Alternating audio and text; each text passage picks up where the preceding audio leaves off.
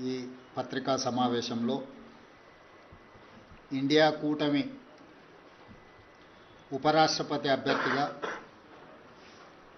Justice Sudarshan రెడ్డిని ప్రకటించడము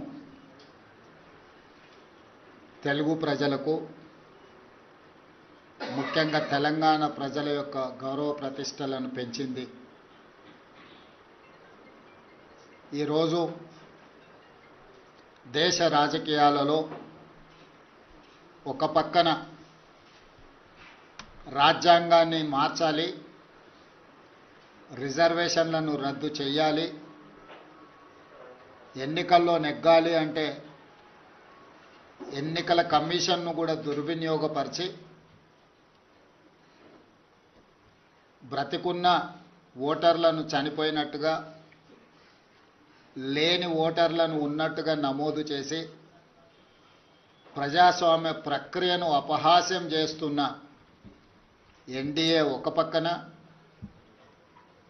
మహాత్మా గాంధీ గారి స్ఫూర్తితో సాధించుకున్న ప్రజాస్వామ్యం, శాంతియుతంగా ప్రపంచాన్నే జయించవచ్చు అని ఆదర్శంగా నిలబడిన మహాత్మా గాంధీ గారి స్ఫూర్తితో డాక్టర్ బాబాసాహెబ్ అంబేద్కర్ గారు అందించిన రాజ్యాంగాన్ని రక్షించడం, రాజ్యాంగ స్ఫూర్తిని కొనసాగించడం, రాజ్యాంగబద్ధమైన సంస్థల్ని పరిరక్షించడం, ఇండియా కూటమి ఈరోజు ఇంకొక పక్కన. అందుకే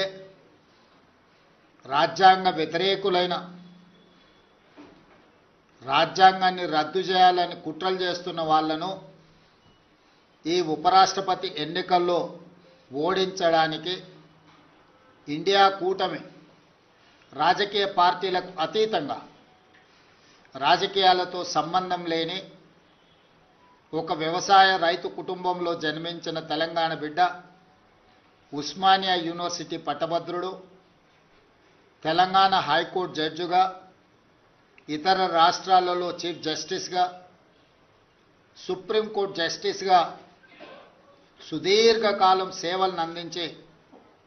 రాజ్యాంగాన్ని పరిరక్షించడమే కాదు,